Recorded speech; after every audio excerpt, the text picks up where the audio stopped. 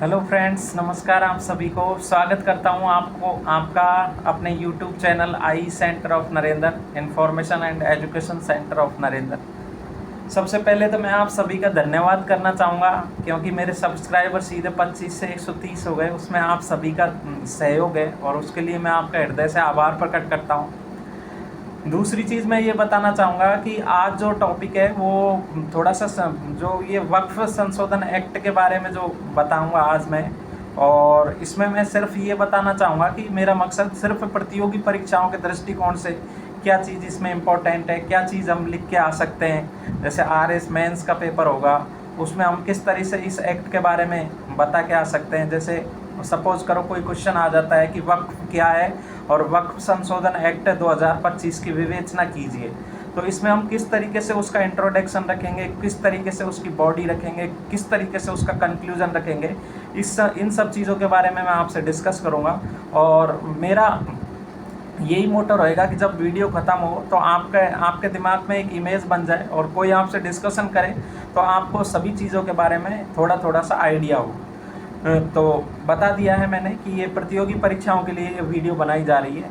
और थर्ड चीज़ है कि ये सब इसमें टॉपिक्स क्या क्या होंगे उनके बारे में मैं आपको थोड़ा सा ब्रीफ कर देता हूँ। सबसे फर्स्ट तो इसमें कुछ टर्मिनोलॉजी ली जाएंगी, क्योंकि ये सभी के लिए नया है। मुझे भी पता नहीं था कि वक्त क्या होता है और किस तरीके से ये काम करता है, लेकिन जब मैंने इस टॉपिक के बारे में वीडियो बनाने की सोची, थोड़ा कंटेंट देखा, तब मुझे आइडिया आया कि ये होता क्या है और किस तरीके से काम करता है, क्यों इसको गवर्नमेंट को एक एक्ट बनाने की ज़रूरत पड़ी, कौन से ऐसे मुद्दे हैं जो अभी करंट के हैं, किस तरीके से मुस्लिम समाज इसका विरोध क्यों कर रहा है, और आगे क्या प्रोसीडिंग्स हैं, कोर्ट में जाएगा मुद्दा तो क्या हो सकता है, और क्या इसका कंक्लूजन है वो हम किस तरीके से लास्ट में 2 लाइन में कॉपी में लिख के आ सकते हैं। जैसे RS मेंस में 100 शब्दों में लिखना होता है, तो वो हम किस तरीके से लिखेंगे।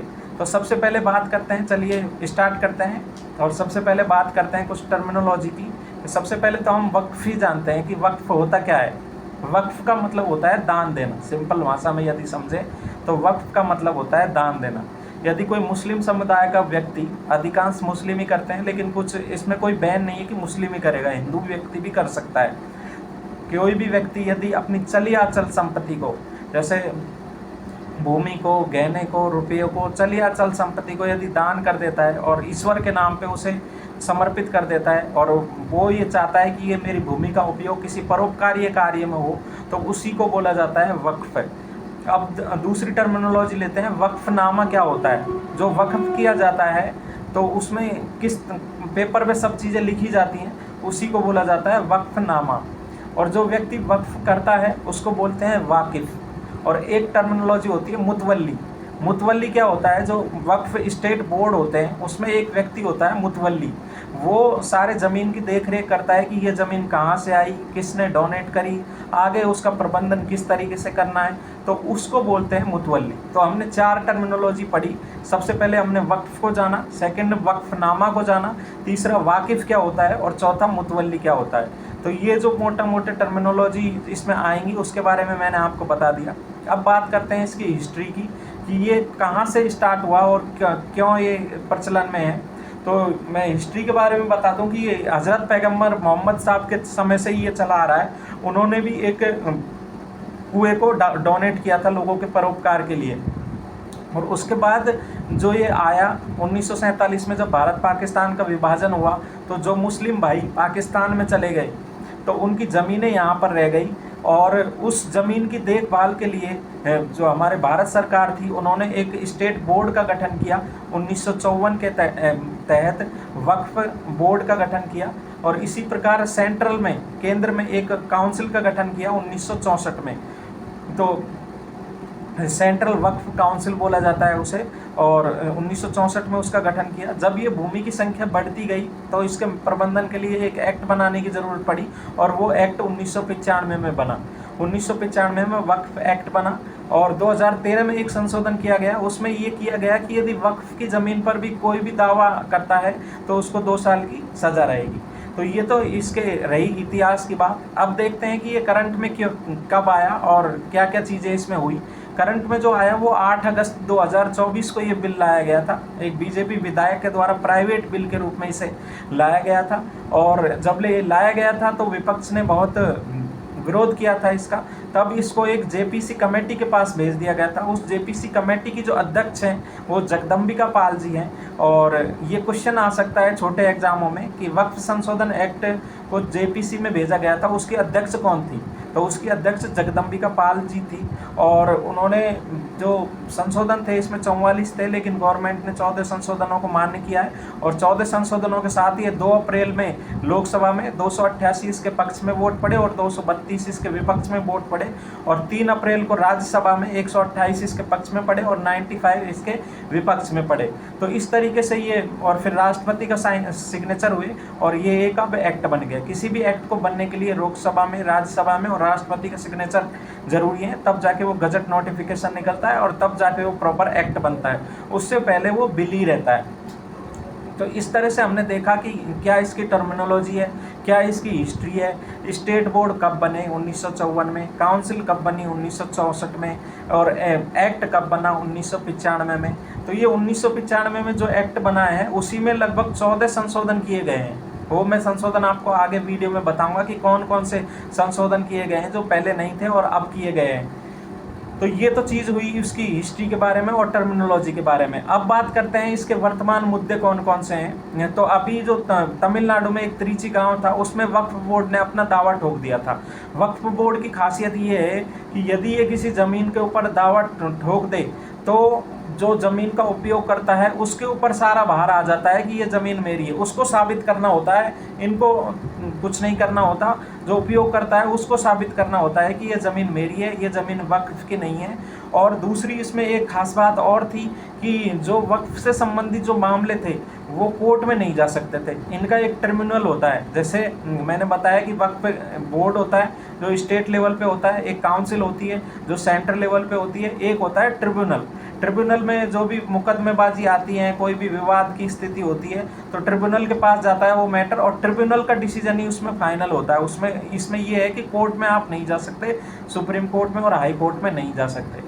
तो जब भी किसी ज़मीन पर ये दावा ठोक देते हैं फिर ट्रिब्यूनल के पास जाता है, ट्रिब्यूनल का डिसीजन फाइनल होता है। तो जो तमिलनाडु में त्रिची गांव में इन्होंने ज़मीन पर दावा ठोका था और उन लोगों ने काफ़ी जद्दोजहद की लेकिन उनको कोई परिणाम नहीं मिला। अंत में उनको धर्मांतरण का वो दिया गया कि यदि आप धर्म चेंज कर लेते हो तो ये ज़मीन आपकी रह जाएगी। इसी तरह का कुछ मामला न्यूज़ में महाराष्ट्र में सोलापुर में भी देखा गया, उसमें भी यही मामला आया था। आजम खान जी ने आगरा में ताजमहल के ऊपर दावा ठोक दिया कि ताजमहल एक वक्फ की संपत्ति है और ताजमहल को वक्फ के बोर्ड के अधीन होना चाहिए।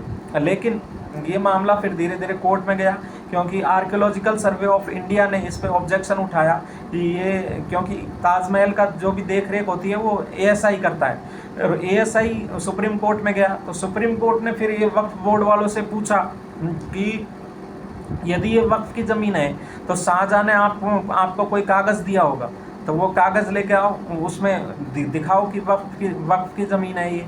तो उनके पास इस तरह से कोई कागज़ नहीं था, तो सुप्रीम कोर्ट ने वो मामला डिसमिस कर दिया और उस पर स्टे लगा दिया।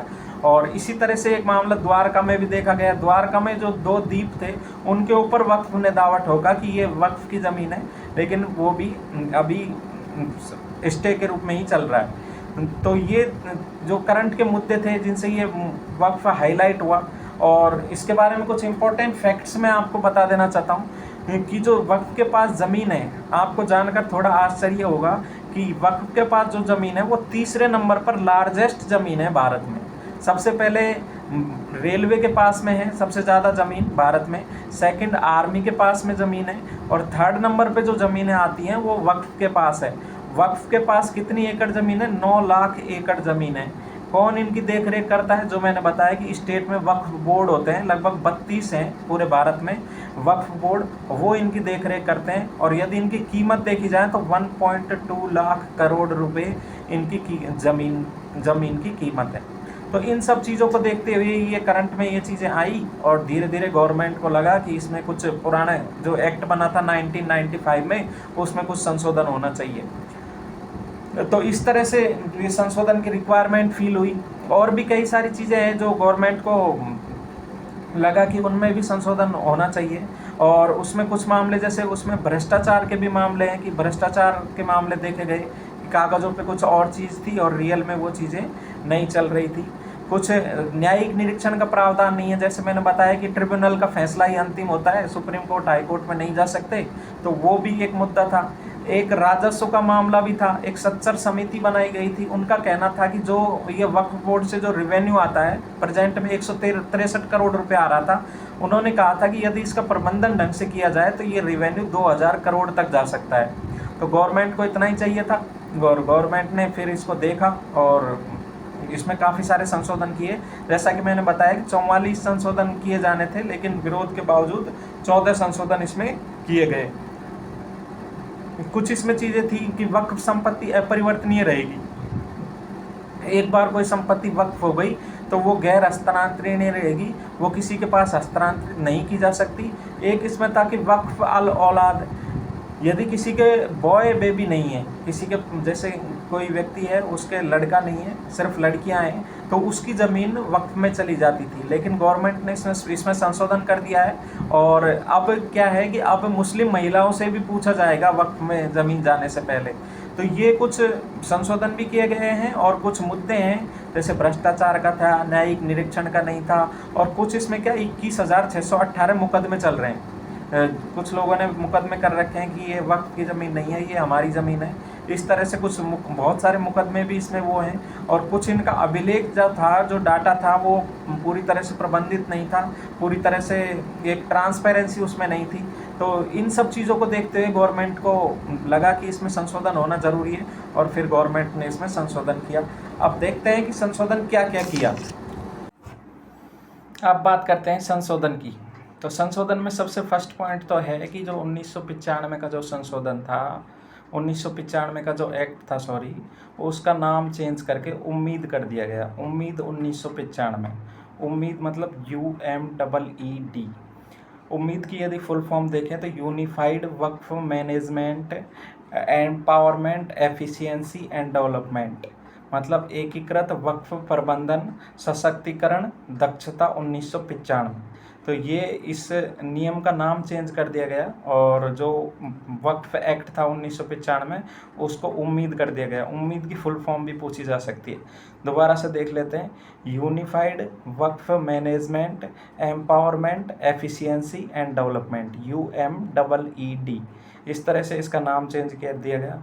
दूसरा इसमें संशोधन ये किया गया कि पहले जो वक्फ की जो ज़मीन दान की जाती थी वक्फ को, वो 3 तरीक़ों से किया जा सकता था। एक तो घोषणा कर दी जाती थी, एक उपयोगकर्ता के स्थान पर वक्फ की ज़मीन मान ली जाती थी, और तीसरी चीज़ होती थी कोई धर्मार्थ दान के नाम से वो ज़मीन दान कर दी जाती थी। तो 2 को तो यथावत रखा गया है कि घोषणा को और धर्मार्थ दान को वो ज़मीन जा सकती है, लेकिन जो उपयोगकर्ता वाली थी उसमें ये संशोधन किया गया है कि वैध खाली उपयोगकर्ता के जरिए वो ज़मीन वक्फ के पास नहीं जाएगी। कि यदि कोई मान लो 10 साल से उस ज़मीन का उपयोग कर रहा है कोई मुस्लिम समाज का व्यक्ति, और वो वक्फ के नाम पे संपत्ति को दान करना चाहता है, तो ऐसा नहीं होगा। उसको प्रॉपर मालिकाना हक होना चाहिए उसका ज़मीन पे, तभी वो वक्फ के नाम पे ज़मीन को डोनेट कर सकता है। खाली उपयोग करने के आधार पर वो वक्फ को ज़मीन डोनेट नहीं कर सकता। अब इस वीडियो के बीच में एक रिक्वेस्ट कर लेते हैं कि सब्सक्रिप्शन प्लीज़ थोड़ा सा 1 मिनट रोक के वीडियो को और सब्सक्रिप्शन वाले बटन पर क्लिक कर दीजिए, जिससे हमारा मनोबल बढ़े और हम इसी तरह की जानकारी आपके साथ आगे लाते रहें। आगे चलते हैं। जो इसमें एक संशोधन ये किया गया है कि पहले क्या होता था, सरकारी संपत्ति का यदि कोई विवाद चल रहा है तो राज्य सरकार का कोई व्यक्ति ही उसका सर्वे करता था और वक्फ बोर्ड का कोई सदस्य उसका सर्वे करता था। लेकिन अब क्या कर दिया है गवर्नमेंट ने, यदि सरकारी संपत्ति का कोई विवाद है तो कलेक्टर उसमें सर्वे करेगा, और यदि जो सर्वेक्षण आयुक्त होता है वो भी कलेक्टर को नियुक्त किया गया है कि कलेक्टर सर्वेक्षण आयुक्त होगा, और कलेक्टर ही जो सरकारी संपत्ति विवाद में एक महत्वपूर्ण भूमिका अदा करेगा। चौथी चीज क्या कर दी गई है, जो मैंने बताया कि सेंट्रल वक्फ काउंसिल बनी थी केंद्र के स्तर पर 1964 में, उसमें ये प्रावधान कर दिया गया है कि 2 सदस्य गैर मुस्लिम होना अनिवार्य है। और स्टेट बोर्ड में भी, स्टेट वक्फ बोर्ड में भी इसी तरीके से प्रावधान कर दिया गया है कि स्टेट बोर्ड में भी 2 सदस्य गैर मुस्लिम होना और 2 महिला मुस्लिम सदस्य होना भी अनिवार्य है। पहले भी महिला मुस्लिम सदस्य ये वक्फ बोर्ड में होती थी, लेकिन उनको अनिवार्य नहीं था। अब इसमें अनिवार्य रूप से कर दिया है कि कम से कम 2 महिला मुस्लिम सदस्य वक्फ बोर्ड में होनी चाहिए और 2 गैर मुस्लिम सदस्य भी होने चाहिए। तो ये 4-5 संशोधन किए हैं। एक चीज़ मैंने बताई थी कि ट्रिब्यूनल के पास ही लास्ट अपील जाती थी और वो उसका जो डिसीजन था वो फाइनल रहता था पहले, लेकिन अब इसमें क्या कर दिया गया है कि अपील करने के लिए हाई कोर्ट और जाया जा सकता है 90 दिन के अंदर। यदि कोई विवाद है, कोई विवाद की स्थिति बनी है, तो हाई कोर्ट में 90 दिन में उसमें अपील की जा सकती है। चौथी चीज़ ये, 5वीं चीज़ ये है कि केंद्र सरकार ने पहले ऑडिट का प्रावधान नहीं था। अब केंद्र सरकार ने क्या किया है कि सीएजी जो कंप्ट्रोलर एंड ऑडिटर जनरल होता है अनुच्छेद 148 में, तो उसमें ये बताया गया है कि ऑडिटर ज़मीन को ऑडिट कर सकता है यदि उसकी 1 लाख रुपए से ज़्यादा उसकी इनकम हो रही है वार्षिक, तो ऑडिटर उस ज़मीन की ऑडिट कर सकता है। एक चीज़ इसमें ये चेंज की गई है, जो ट्रिब्यूनल के जो पहले मेंबर होते थे उसमें 3 मेंबर होते थे, लेकिन अब उसमें 1 मेंबर को हटा दिया गया है कि जो मुस्लिम कानून का जो जानकार व्यक्ति था वो 1 मेंबर होता था उसमें, लेकिन अब वो ज़रूरी नहीं है और अब 2 सदस्य ज़रूरी हैं। राज्य सरकार का कोई संयुक्त सचिव का अधिकारी हो और वर्तमान या पूर्व कोई जिला न्यायाधीश है, तो वो ट्रिब्यूनल की संरचना में वो सदस्य रहेंगे। एक चीज़ इसमें यह देखी गई है कि शिया और सुन्नी के लिए वक्फ बोर्ड थे, लेकिन अब गवर्नमेंट ने कहा है कि बोहरा और आगा खानी समुदाय के लिए भी वक्फ बोर्ड होना चाहिए। ये मुस्लिम समुदाय के ही भाग हैं और ये छोटे भाग हैं, तो गवर्नमेंट ने कहा है कि इनको भी मतलब वक्फ बोर्ड के रूप में इनको नामित किया जाना चाहिए और बोहरा और आगा खानी समाज के भी वक्फ बोर्ड होने चाहिए। और गवर्नमेंट ने आदेश दिया है कि जो भी ये ज़मीनें हैं वो एक पोर्टल पर चढ़ाई जाएंगी और अगले 6 महीनों में ये काम पूरा हो जाना चाहिए। और एक धारा 3A के बारे में बताया गया है कि जब तक कोई वैध मालिक हो उस ज़मीन का, वही उसको हस्तांतरित कर सकता है, अन्यथा वो ज़मीन को हस्तांतरित नहीं कर सकता। जैसे मैंने अभी बताया कि उपयोगकर्ता के आधार पर ज़मीन हस्तांतरित नहीं होगी, वो ज़मीन का वैध मालिक होना होगा, तभी वो उसको हस्तांतरित कर सकता है। तो ये जो मैंने बताया 8-10 संशोधन, मुख्यतः मैंने पहले वीडियो में बता दिया है कि 14 संशोधन किए गए हैं। तो एक बार ये संशोधनों को वापस से देख लेते हैं। सबसे पहले तो इसका उम्मीद नाम कर दिया गया है। दूसरा, कलेक्टर की भूमिका को बढ़ा दिया गया है। तीसरा, जो गैर मुस्लिम सदस्य इसमें अनिवार्य कर दिए गए हैं और जो ट्रिब्यूनल काउंसिल का जो सदस्य मुस्लिम कानूनों को जानकार, उसका प्रावधान को हटा दिया गया है। हाई कोर्ट में अपील की जा सकती है, ऑडिटर के द्वारा ऑडिट की जा सकती है। तो ये काफ़ी सारे संशोधन इसमें किए गए हैं। अब मुस्लिम समाज इसका विरोध क्यों कर रहा है, उनको क्या चिंता हो रही है, तो उनका कहना है कि इसमें जो मूल अधिकार हैं वो उसमें अनुच्छेद 25 और अनुच्छेद 26 का इसमें उल्लंघन हुआ है और जो हमारी धार्मिक स्वतंत्रता थी उसमें कहीं ना कहीं गवर्नमेंट ने बाधा पहुंचाई है, तो इसलिए वो ये विरोध कर रहा है। दूसरी चीज़, अनुच्छेद 14 के तहत कानून के समक्ष समानता नहीं रखी गई है, का हम एक पर्टिकुलर समाज को टारगेट किया जा रहा है, तो अनुच्छेद 14 का उल्लंघन किया गया है। और फिर तीसरी चीज़ इसमें यह है कि सामुदायिक विभाजन जोखिम भी है, क्योंकि मुस्लिम समुदाय का इसमें काफ़ी आक्रोश है मुस्लिम समुदाय में इसको लेके, और उनका कहना है कि मुस्लिम प्रतिनिधित्व को कम किया गया है, मुस्लिम कानूनों का जो विशेषज्ञ है उसको हटा दिया गया है, और ये काफ़ी सारे वो तर्क दे रहे हैं। कुछ पक्ष में जो बीजेपी ये पार्टी इसको लाई है, तो पक्ष में वो ये तर्क दे रही है कि जो कागज़ मांगे जाएंगे, जो मुकदमों की जांच की जाएगी, वो सिर्फ उनकी की जाएगी जिनका मुकदमा विवादित है, जिन पे विवाद चल रहा है, सिर्फ उन्हीं ज़मीनों की जांच की जाएगी जो इस एक्ट के आने से पहले। यदि एक्ट के आने से बाद तो सभी ज़मीनों की जांच की जाएगी, लेकिन एक्ट के आने से पहले सिर्फ उन ज़मीनों की जांच की जाएगी जिनका मुकदमा चल रहा है या फिर जो विवादित है, उनसे ही कागज़ मांगा जाएगा, हर ज़मीन का कागज़ नहीं मांगा जाएगा। उनका कहना है कि विपक्ष इस बारे में भ्रम पैदा कर रहा है और विपक्ष मुस्लिम समुदाय को भड़का रहा है, जबकि इसमें तथ्य ये है कि जो विवादित भूमि है उसी के कागज़ मांगे जाएंगे, सभी ज़मीनों के कागज़ नहीं माने जाएंगे। विपक्ष में मल्लिकार्जुन खड़गे जी ने ये बोला है कि ये मुस्लिम धर्म पर प्रहार किया गया है और यदि जैसे आप इसमें गैर मुस्लिम सदस्य को शामिल कर रहे हो, तो तिरुपति बालाजी के ट्रस्ट में भी एक मुस्लिम समुदाय का व्यक्ति होना चाहिए। ये विपक्ष का तर्क है। तो ये पक्ष विपक्ष के तर्क तो चलते रहेंगे। अब ये आगे मामला सुप्रीम कोर्ट में जाने को है और सुप्रीम कोर्ट को इसमें पूरा अधिकार है। यदि उसको लगता है कि इसमें कुछ मूल अधिकारों का हनन हुआ है और किसी प्रकार की कोई बाधा है, किसी प्रकार का कोई कानूनी प्रक्रिया का कोई उल्लंघन हुआ है, तो वो ज़रूर इसमें एक्ट में संशोधन कर सकती है। उसके पास पूरी पावर है और सुप्रीम कोर्ट ने 99 कॉन्स्टिट्यूशनल अमेंडमेंट को रद्द किया ही था, तो सुप्रीम कोर्ट के पास पूरी पावर है। आगे देखते हैं क्या होता है। लेकिन अपन को सिर्फ प्रतियोगी परीक्षाओं के दृष्टिकोण से पढ़ना है और प्रतियोगी परीक्षाओं के दृष्टिकोण में ये चीज़ ध्यान में रखी जाती है कि गवर्नमेंट का विरोध नहीं किया जाता। आगे की जो राह है उसको देखते हुए और सकारात्मक ही निष्कर्ष लिखना होता है। तो सकारात्मक निष्कर्ष में ये लिख सकते हैं कि वक्त के बेहतर प्रशासन से मुस्लिम समाज की तरक्की हेतु स्कूल, अस्पताल, अनाथालय, कौशल विकास केंद्र संवैधानिक व्यवस्था को मजबूती प्रदान करेंगे। तो इस तरीके से इसमें जैसे सबसे पहले हमने टर्मिनोलॉजी देखी, फिर हिस्ट्री देखी, फिर क्या क्या इसके मुद्दे देखे, फिर इसमें ज़रूरत क्यों पड़ी, फिर इसमें क्या क्या संशोधन किए गए, मुस्लिम समाज इसका विरोध क्यों कर रहा है, पक्ष में क्या तर्क दिए गए, विपक्ष में क्या तर्क दिए गए, सुप्रीम कोर्ट क्या कर सकती है, ये सारी चीज़ें हमने देखी। और यदि मैं जानता हूँ कि क्योंकि मेरे पास अभी वो डिजिटल बोर्ड भी नहीं है और वैसा बोर्ड भी अभी नहीं हो पाया है, तो विदाउट नोट्स के और विदाउट ब्लैक बोर्ड्स के ये चीज़ें समझने में थोड़ा आसान नहीं होती। लेकिन मैंने कोशिश की गई है कि आपकी एक समझ इसमें डेवलप हो और इसको एक थोड़ा सा रिव्यू यदि आप चाहें तो कर सकते हैं। और यदि किसी को नोट्स चाहिए, इस तरीके एक पेपर में नोट्स भी बनाए मैंने, यदि किसी को नोट्स चाहिए तो डिस्क्रिप्शन बॉक्स में टेलीग्राम का लिंक है, आप इसमें कमेंट में लिख दीजिए, मैं वो टेलीग्राम पे ज़रूर आपको नोट्स प्रोवाइड करवा दूंगा और उसमें बता भी दूंगा कि किस तरीके से लिखना है और एक पेज के अंदर ये पूरा कंक्लूजन लिखवा दूंगा। तो एक बार फिर से इसको एक बार रिवाइज कर लें यदि आप चाहें तो। सबसे पहले हमने टर्मिनोलॉजी देखी, वक्फ क्या है। दूसरे हमने हिस्ट्री देखी, कब ये स्टेट बोर्ड बना, कब काउंसिल बना। तीसरे हमने वो मुद्दे देखे आगरा के ताजमहल के और वो महाराष्ट्र के सोलापुर के। फिर हमने देखा कि क्यों ज़रूरत पड़ी, क्या क्या इसमें वो थे।